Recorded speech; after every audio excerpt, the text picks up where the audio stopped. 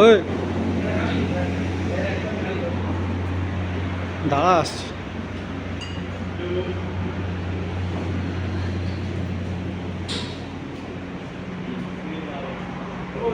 বল।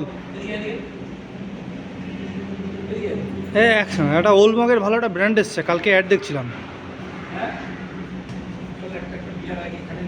মেরে দে মেরে দে, তো বার কর বাড়া।